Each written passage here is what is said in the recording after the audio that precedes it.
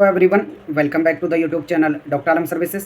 I am Mohammad Uvais Alam, final year MBBS student at government medical college Fatehpur. तो अभी इस video में बात करने वाला हूं उन सभी स्टूडेंट के लिए जो 2026 का नीट का एग्ज़ाम देने वाले हैं, जिसकी डेट है 3 मई यानी परसों को। तो ऑलरेडी बहुत कम समय आपके पास बचा है, मुश्किल से 48 घंटे से भी कम आपके पास है। तो लास्ट मिनट पे क्या चीज़ें आपको ध्यान रखनी चाहिए, क्या स्ट्रैटेजी आपको रखनी चाहिए नीट के एग्ज़ाम से जस्ट पहले, और हर एक छोटी से छोटी चीज़ जिस चीज़ का आपको ध्यान रखना चाहिए वो मैं यहाँ पर बात करूँगा। क्योंकि हम लोग ने खुद जो है नीट का एग्ज़ाम दिया है, 2021 में मेरा नीट निकला था। तो हालांकि सारी चीज़ें हमारी देखी हुई हैं कि किस चीज़ कौन सी चीज़ें जो कैसे चलती हैं और कहाँ पर क्या किन चीज़ों का ध्यान रखना चाहिए। तो वही मैं यहाँ पर थोड़ा डिटेल में डिस्कस करूँगा ताकि आप लोगों को इसमें कोई हेल्प मिल सके। बाकी आप लोगों को किसी भी तरह की कोई प्रॉब्लम या दिक्कत आ रही है तो आप उसको मेरे साथ शेयर कर सकते हैं नीचे कमेंट बॉक्स में, मैं डेफिनेटली उसका रिप्लाई कर दूँगा। ठीक है, तो सबसे पहले तो बात करेंगे कि क्या आपको नहीं करना है। पहली चीज़ तो क्योंकि समय बहुत कम रह गया है तो आपको नए चैप्टर्स या नए टॉपिक्स की तरफ बिल्कुल भी नहीं भागना है। जो भी टॉपिक या चैप्टर आपके छूटे हुए हैं तो नए को आप बिल्कुल भी छूने नहीं जाएंगे, ना ही किसी नई बुक से, ना ही किसी नए वर्जन। बहुत सारे मॉड्यूल्स रहते हैं तो स्टूडेंट कोशिश करता है कि एक कोचिंग से दूसरी कोचिंग से देख लूँ, वो कुछ भी नहीं करना आपको। लास्ट मोमेंट पर कोई भी नई बुक या नया टॉपिक आपको बिल्कुल भी नहीं खोलना है। फुल मॉक टेस्ट आप बिल्कुल ना दें, मेरी पर्सनल एडवाइस यही है लास्ट मोमेंट पर, स्पेशली सिर्फ कल का दिन बीच में बचा है। अब आगे सिर्फ और सिर्फ आपको जो है, जो आपका सिलेबस कंप्लीटेड है उसके शॉर्ट नोट्स आपने जो बनाए होंगे उसके रिवीजन पे फोकस करें। लास्ट डे पर देखो, उससे पहले आप कितने एग्जाम देते हो वो डेफिनेटली आपके मार्क्स को डिसाइड करता है, कितनी ज़्यादा आपने प्रैक्टिस की है। लेकिन जस्ट एक दिन पहले आपका रिवीजन ज़्यादा मैटर करता है एज़ कम्पेयर टू आपका एग्ज़ाम देना। ठीक है, और लास्ट मोमेंट पे आप अपने सिलेबस को कंपैरिजन ना करें, अपने फ्रेंड के साथ डिस्कस ना करें, किसी के भी साथ। मतलब लास्ट मोमेंट की स्पेशली बता रहा हूँ, इससे पहले अगर आप करते तो ये आपके लिए हेल्दी होता और बेनिफिशियल होता। लेकिन लास्ट मोमेंट पे एक दिन पहले आपका किसी के भी साथ कंपैरिजन नहीं होना चाहिए। ना ही आपको सिलेबस की टर्म्स में करना है, ना ही मार्क्स की टर्म्स में करना है कि कोई टेस्ट आपने दिया और आप आपस में कंपेयर करने लगे। ये चीज़ बिल्कुल नहीं करनी है, क्योंकि इससे नेगेटिव इंपैक्ट ही आएगा। दो में किसी एक का नीचे जाएगा, किसी एक का ऊपर जाएगा, तो दूसरे को बेवजह का जो है उसमें डर पैदा हो जाएगा। वो चीज़ आपको बिल्कुल भी नहीं करनी है। दूसरी चीज़ ये है कि सब्जेक्ट वाइज आपको क्या प्लान रखना है। तो बायोलॉजी में ऑलरेडी जो है आपने हाईलाइटेड कर रखे होंगे, तो सिर्फ ऐसे चैप्टर्स को, ऐसे डायग्राम्स को या ऐसी टेबल्स को आप रिवाइज करें जहाँ पर आपको लगता है कि उस डेटा को आप बार बार भूल जाते हैं। पूरा लाइन बाय लाइन पढ़ने की कोशिश ना करें। सिर्फ वो चीज़ें जो आपने टेबल बना रखी हैं या कोई एक अलग से नोटबुक बना रखी है जिसमें आपने नोट डाउन कर रखा है कि किन चीज़ों को आप ज़्यादा भूलते हैं, तो सिर्फ उनका रिवीजन करें, डायग्राम्स का, और स्पेशली जो जेनेटिक्स वाली चीज़ें हैं जिनको आप भूलते हो। केमिस्ट्री में भी जो आपकी फॉर्मूला शीट हो वहाँ से डायरेक्टली फॉर्मूला देखें। अभी लास्ट मोमेंट पर प्रैक्टिस करने की ज़्यादा कोशिश ना करें, ज़्यादा से ज़्यादा ग्रास्प करने की कोशिश करें कि जो चीज़ें आपने पढ़ी हैं उनको रिवाइज़ कर लें, या ऐसी चीज़ें जिनको आप बार बार भूलते रहते हैं उनको रिवाइज़ कर लें। जो नेम्ड रिएक्शंस हैं उनको लास्ट मोमेंट पर ज़रूर देख लें। और इनऑर्गेनिक के एनसीईआरटी में जो आपने हाईलाइटेड कर रखी हूँ कि जो टेबल्स और जो डाटा आपने याद करने के लिए रखा है कि बार बार जिसको भूलते हैं उसका रिवीजन कर लें। फिजिक्स में सिर्फ और सिर्फ फॉर्मूला शीट की तरफ जाएँ, जो आपने शॉर्ट नोट्स बना रखे थे वहाँ से रिवाइज़ करें। लास्ट मोमेंट पर एलेबोरेट करके या उनकी एक्सप्लेनेशन देखने की कोशिश ना करें। और जो PYQ में रिपीटेड टॉपिक्स हैं, हाँ, उनकी तरफ जो है आप डेफिनेटली एक निगाह जो है दौड़ा लेंगे। और बहुत ज़्यादा अभी लास्ट मोमेंट पे कोशिश ना करें कि पता लगा पहले से इतना नहीं पढ़ रहे थे और लास्ट में 1-2 दिन पहले बहुत ज़्यादा पढ़ने की कोशिश करें, तो ये नहीं करना है। रिवीजन पे ज़्यादा फोकस करना है, और वो भी लाइट, बहुत ज़्यादा प्रेशर अपने ऊपर नहीं आने देना है लास्ट मोमेंट पे। ठीक है, लास्ट मोमेंट पे आपकी स्ट्रैटेजी ये होनी चाहिए कि आपको अपने आप को एक हेल्दी माइंडसेट के साथ एग्जाम के अंदर ले जाओ, और फिर उसके अंदर एग्जाम के अंदर 3 घंटे के अंदर आप जो अपना बेस्ट दे पाओ। ठीक है, और लास्ट के 1-2 दिन की पढ़ाई से बहुत ज़्यादा फर्क नहीं पड़ेगा, जो रिवीजन होगा वो डेफिनेटली अफेक्ट करेगा। और आपकी मेंटल हेल्थ लास्ट के 2-3 दिन में कैसी रहती है वो बहुत ज़्यादा इंपैक्ट करती है। ओवरऑल पढ़ाई जो पूरे साल किया है स्टूडेंट ने बहुत अच्छी भी की हो, लेकिन अगर लास्ट में जाकर उसका मेंटल स्टेटस ठीक नहीं है तो डेफिनेटली जो है एक नेगेटिव इंपैक्ट आपकी परफॉर्मेंस पे देखने को मिलेगा। तो आपको इसको अवॉइड करना है।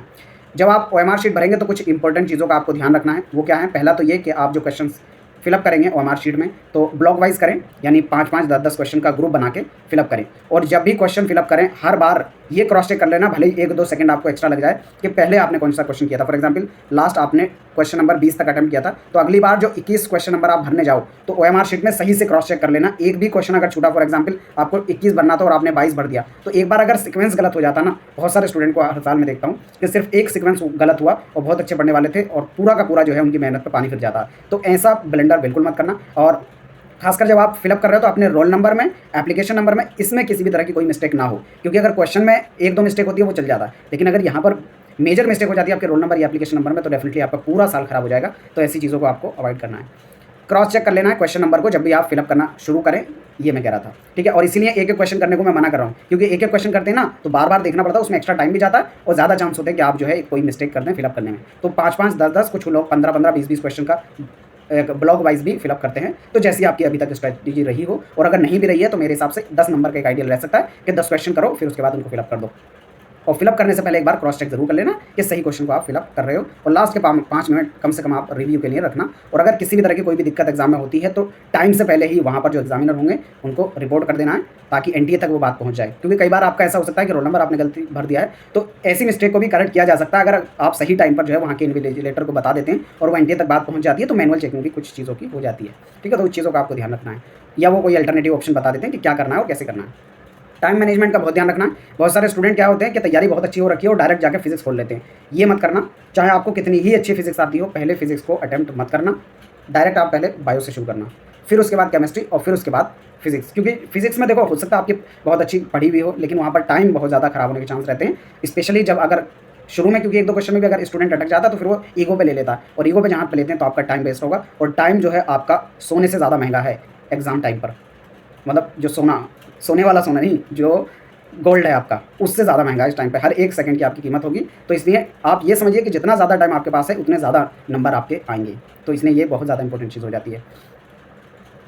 और फिर अगर कोई क्वेश्चन आपको ऐसा लग रहा है, चाहे फिजिक्स हो, केमिस्ट्री हो, बायोलॉजी हो, जहाँ पर आपको लंबे समय तक सोचने या उसको सोल्व करने की जरूरत पड़ी है, तो उस क्वेश्चन को छोड़ देना। क्वेश्चन पे ऊपर गोला बना देना, ताकि आप दोबारा जब रिव्यू करो तो उसको देख लो। अभी वहीं तक छोड़ देना। ये मत सोचना कि मैंने 1 मिनट खराब किया है तो अब इसको पूरा सोल्व ही करूँगा। लग रहा है कि ज़्यादा टाइम लगेगा, थोड़ा बहुत कि लग रहा है कि अगले 10-15 सेकंड में आ जाएगा तो सोल्व कर सकते हो। अदरवाइज कोई क्लू ही नहीं है आंसर का, तब आप नेक्स्ट क्वेश्चन पर बढ़ जाना। ये आपके लिए फ़ायदा है, क्योंकि इसमें आप अपना टाइम बचा लोगे। इंटेलिजेंट गैसिंग करनी है। कई बार स्टूडेंट क्या होता है कि कुछ क्वेश्चंस को रूल आउट कर पा रहा है, तो एलिमिनेशन टेक्निक को आपको यूज़ करना है। 4 में से अगर 2 ऑप्शंस को आप एलिमिनेट कर पा रहे हैं, तो बाकी 2 में से जो आपको ज़्यादा ठीक लगे उस पर जो आप तुक्का मार सकते हैं। अगर ऐसा हो कि आप कोई भी ऑप्शन नहीं पढ़ पा रहे हैं, मतलब पकड़ नहीं पा रहे हैं कि हाँ ये बिल्कुल रूल आउट कर दिया या ये तो होगा ही होगा, ऐसे क्वेश्चन में से, तो अगर आप बिल्कुल भी एलिमिनेट नहीं कर पा रहे हैं तो आप मत मारना बिल्कुल भी, क्योंकि ये नेगेटिव करा देगा आपके। जहाँ पर आपको लग रहा है कि कम से कम 2 ऑप्शंस को आपने एलिमिनेट कर दिया, बाकी के 2 में से चांसेस हैं होने के, तब आप जो है मार सकते हो कि हाँ ये इसमें मुझे ज़्यादा लग रहा है, उसको लगा सकते हो।